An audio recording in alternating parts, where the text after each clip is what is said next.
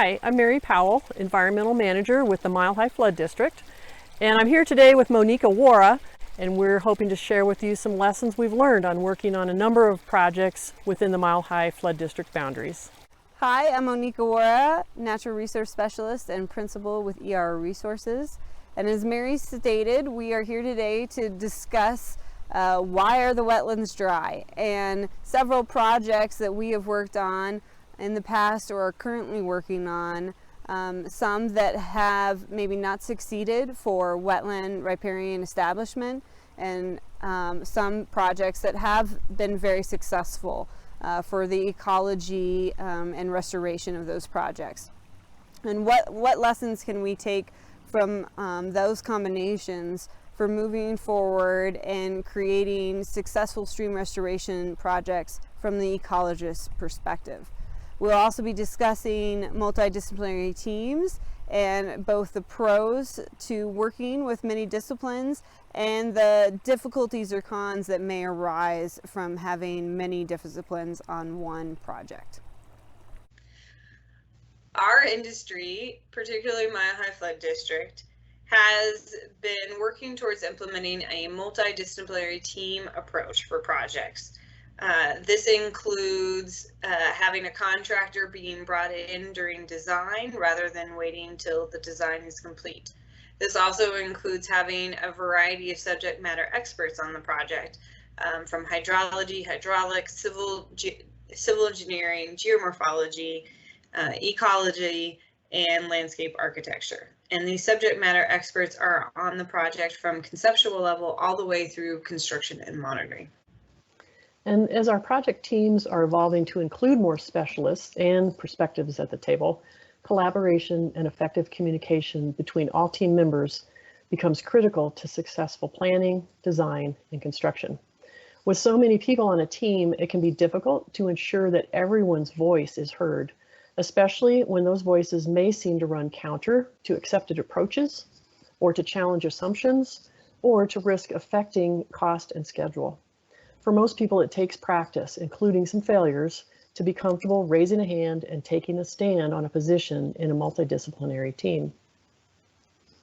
Since ecologists are rarely in the driver's seat, when it comes to planning, design, and construction, it can be difficult for us to voice our concerns or speak engineer talk to communicate what elements we believe are necessary for project ecosystem to be successful. What is considered successful for a project for geomorphology or sediment transport may not always equate to success for a wetland or riparian development, and vice versa. So before we dive into project examples that we're going to go over with you, we'd like to take a moment to discuss high-functioning, low-maintenance streams and some terms that are more often being applied to projects and how those fit within the wetland riparian designs and their success. So very briefly, we wanted to recognize that in these multidisciplinary teams, there are a lot of terms that are applied during design from the various disciplines, and how these terms intersect with each other is really critical through design. Each discipline is kind of focused on different terms. So ecologists may be focused on the wetland bench, saturation zone, ordinary high water mark, while the geomorphologists may be focused more on bankful elevation, interberm, channel forming flows. But how these terms intersect with each other is really, really critical for design and understanding each discipline and what they're meaning for the stream restoration design. And for example, if an ecologist doesn't understand what bankful elevation means, and the wetland mitigation is proposed at bankful, then it may result in wetlands being constructed too high for the elevation that they really should be. Our first site is at Newland Gulch, downstream of Chambers in the town of Parker. In the Newland Gulch at Chambers Road project, we see a cross-section that's very common these days in naturalized channel design or higher functioning, lower maintenance stream restoration projects. And that includes a bankful channel of some sort of width, We have down below here an inner berm or a lower terrace, and then down into the bed material of the stream. In this case, it's showing riffle bed material down in the bottom here. One thing that's really important about this cross-section and multidisciplinary teams is ensuring that there is a lot of conversation about what the intent of the inner berm is here. Oftentimes for the channel cross-section, for the geomorphological channel stability, the inner berm may just be a very narrow little point bar. For the ecologists on the team, this is where we may need to see some amount of wetlands form, either for desirable functions for the channel or to meet our wetland mitigation compensatory mitigation needs for the Section 404 permitting. The reason this conversation is so important is it's very critical the elevation of this inner berm or wetland bench to get adequate wetlands to establish. The elevation of this bench ought to be at most about a foot above saturated soil. And we see that a little bit here in the actual Newland Gulch channel design. We see again the bankful channel. We see the inner berms here. In this case, they are a little bit above a foot above the channel, maybe as much as a foot and a half above the channel invert. They're very narrow in this case, not even 5 feet in this particular cross section. So again, a foot and a half above the channel invert might be fine in certain settings, depending on how deep the low flow during the growing season is in the system. However, for the actual as-built Newland Gulch, we end up again having the bankful channel here. Down the slopes between the green lines, we have the inner berm, which in the case of Newland Gulch is dry. This bench is too far above saturated soil to support wetlands. There were some opportunities that might have been missed, both in design and in construction, to have better accommodated both the stream stability goals of the project, which generally have been met, and the overall riparian vegetation and ecological goals for the remainder of the riparian corridor, which remain somewhat lacking in this particular project. So again, lessons learned, better communication, more involvement throughout the design process and into construction to make sure that the ecologists, the geomorphologists, and the design engineer are talking and they're out there together solving problems. This was built to design, and yet it isn't a fully functional system as I think it may have been intended in the long run. Our next site is First Creek upstream of Tower Road in the city and county of Denver. In the First Creek upstream of Tower Road project, we have a similar cross-section as we had in the Newland Gulch project. We've got our bankful channel width here, we have the inner berms, and then we have our channel invert. In this project, the channel invert is about a foot below these inner berms, which generally ought to be, if we have some base flows in here, should give us saturated soils up to this level. One thing you'll notice though is in this case, the cross section, the inner berms are only about 3 feet wide, which is quite narrow. In this case with First Creek, we were hoping to be able to support wetlands in some of these upper benches, which generally, since it's beyond the bankful channel, there was concern that they would be a little bit too high. However, as designed, they're about a foot and a half, perhaps up to 2 feet high above the channel invert.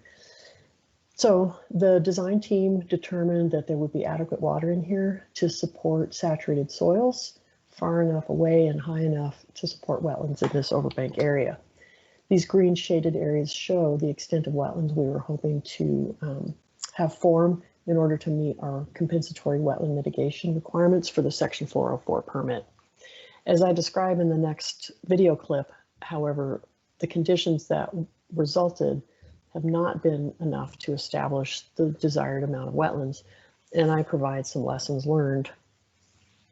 We have some nice wetland fringe here, but then as you can see, the slope comes up a little bit, and we end up with uplands where we had intended to have wetland vegetation in here. So this mark missed by probably about 8 inches. We would have had a nice wetland bench here that would have faded into this inside bend. So it just points again how important it is to have the ecologists, engineers, landscape architects working together, not only during design, but also during the construction. If we'd been able to address this during construction, we would have had a much better result.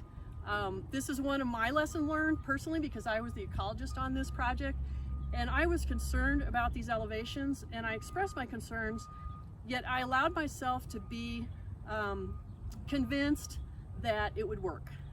I did not express my concerns strongly enough.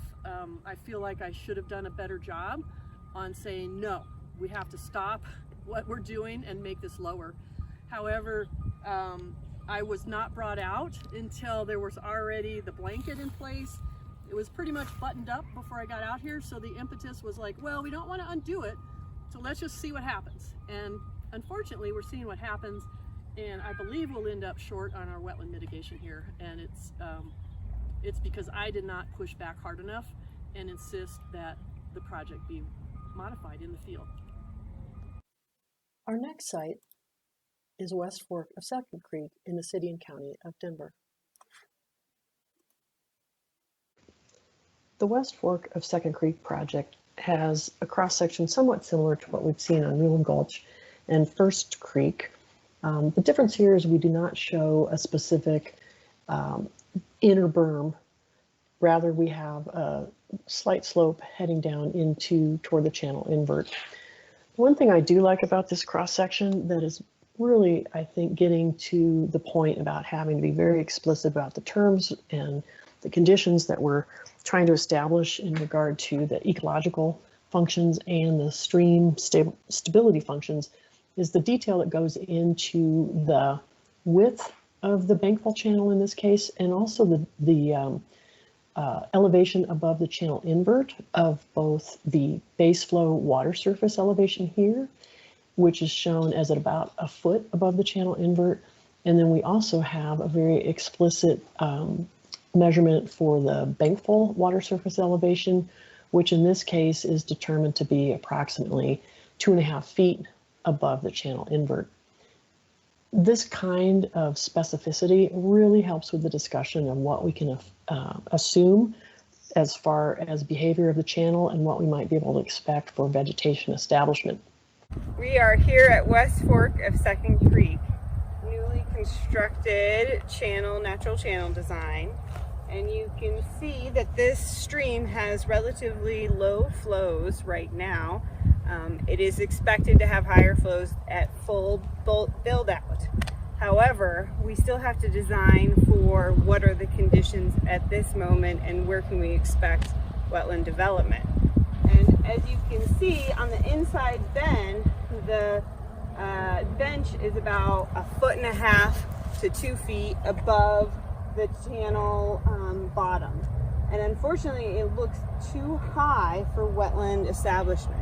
That saturation isn't going to get to that level. It may be at the level for bank full, but for wetland establishment, we would need it to be around the 6 inches at this type of flow regime.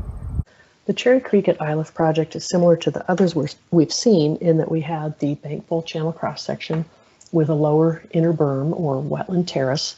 The thing I'd like to focus on with this project, though, is what the project team did with regard to specificity about the planting zones. We very explicitly discussed the normal water surface elevation, which was assumed to be about 1 foot deep, and how that associated with groundwater that the wetland vegetation might be able to access, or what we would expect that saturation zone to be. So in this case, we established planting zones. We've got zone 1, zone 2, and zone 3s and 4. Zone 1 being the wetland zone that we would anticipate and hope establishes our wetland fringe along here. So this is, again, speaks to the level of detail that the team went into to understand the dynamics between the channel cross-section and our wetland and upper riparian vegetation as well. Here we're on Cherry Creek, just downstream of Iliff, project between Iliff and Quebec. This is the largest system that we're looking at. So keep that in mind when we're looking at the elevations. You know, obviously the elevations and the slopes are informed by how large the system is and how broad and high the bankful event is. However, we still have some similar lessons that we can apply from the sites we've previously visited. Now, the thing with Cherry Creek is we get some very large flows when they are flushing the outworks from Cherry Creek Lake. So that had to be incorporated into this design as well. How well these operate over time, we don't know, but we felt it was worth giving a shot to try to get some of the nice, gentle slopes up to these upper banks at the bank full elevation. Our next site is Plum Creek at Chatfield in Douglas County.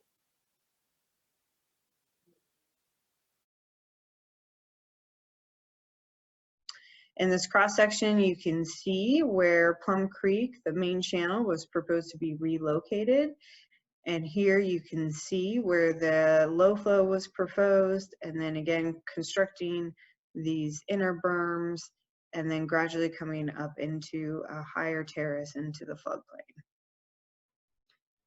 This cross-section shows a little bit more in detail, again, where this low flow was constructed, a gradual slope up to these benches, with a wider bench on the inside bends, 10 to 30 feet wide, and then another bench on the outside bends, maybe a narrower width and with riprap protection.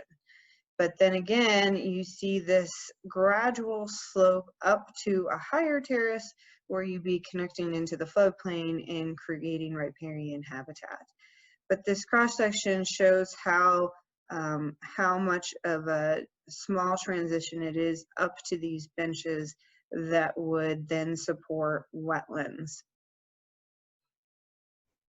Here's also a nice visual of the planting scheme that was proposed along Plum Creek, and it was based on your conditions of groundwater. So what species were proposed was based on their proximity to the groundwater, with more wetland herbaceous grasses and sedges proposed in closer to that groundwater table, and what would be proposed in those benches, as well as willow stakes, and then gradually changing into more riparian species as you get further away from groundwater.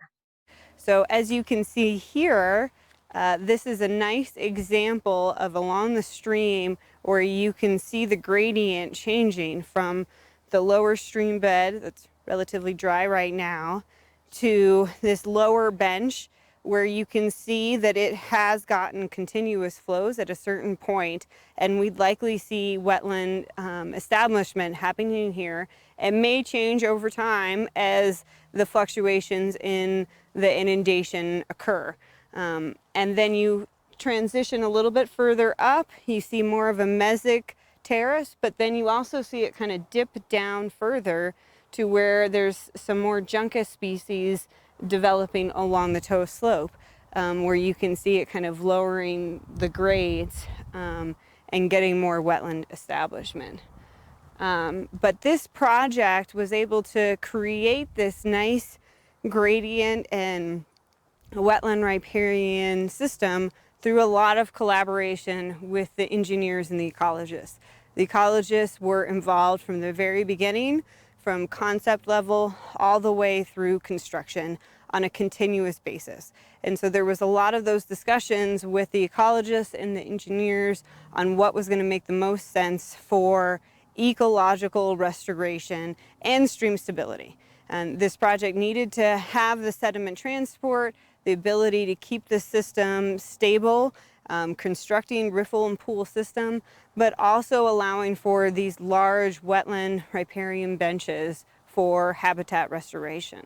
There might have been a lot of times the back and forth and headbutting with ecologists versus the engineers, but through those hard discussions, we're able to come up with a design that met all of the goals of the project. Next is Sulfur Gulch, another project in the town of Parker.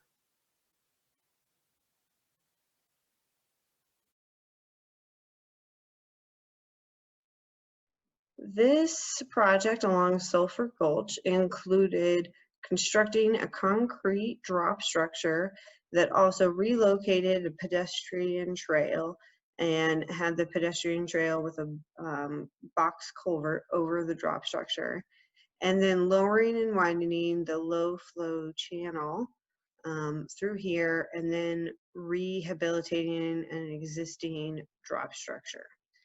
And as you can see here, this was a defined low flow channel that was constructed, and then immediately adjacent to it were these wetland benches that were constructed within a wider terrace and bench gradually sloping up that was a wetland riparian terrace and bench along the riparian corridor.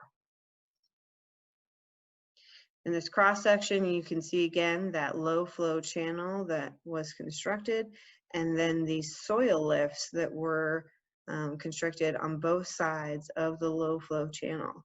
And the soil lifts were then planted with wetland vegetation and willow stakes. And this project was constructed several years ago, but you can see how well the wetland riparian vegetation has established and done really well here. The design incorporated having several benches, with a lower bench immediately adjacent to the low flow channel, about 6 inches to a foot above that low flow channel, and then slowly grading upwards to create that riparian corridor. And so you can see again that there's a nice wide wetland fringe developing along the low flow. And then you can see how the vegetation kind of slowly transitions from having that wetland understory to maybe more mesic vegetation. But overall, it was done really well in being able to create that multi-stage channel that we're looking for healthy wetland riparian vegetation establishment. So from these projects that we have discussed, there's several lessons learned that we recommend thinking about moving forward with future stream restoration projects. One of them is to establish goals and how to meet them early in the project design, maybe at the kickoff meeting, and then reiterating those goals throughout the project. Another major takeaway is to communicate early and often so that there aren't any misunderstandings in your project team. That's all right. And that also means being willing to speak up in your subject matter, either in meetings or in the field. Sometimes it's hard for ecologists or other self-consultants to feel like we actually have enough role in the project to be able to speak up, but it's just so important, even if it means potentially causing conflict. This also relates to having, to making sure that every team member is, their opinions are solicited during meetings and that they're listened to. We also recommend using graphs and maps to confirm your understanding of where wetland riparian vegetation is proposed, and being able to see the zones or elevations that each type of species is going to be planted at. We also recommend to really communicate with ecologists during construction on where the project is at and when they should come out. Usually we recommend at least during rough grade, final grade, prior to and during plant installation. That's it for us. Those are our quick recommendations. We hope they've been useful, and thank you very much. Hi, stop laughing. Oh my gosh. Blah, blah, blah, blah. Lucy, this is Lucy. She'll be joining us during our presentation today. There we go. Okay, now it's on. It's recording. Okay. Dance for me.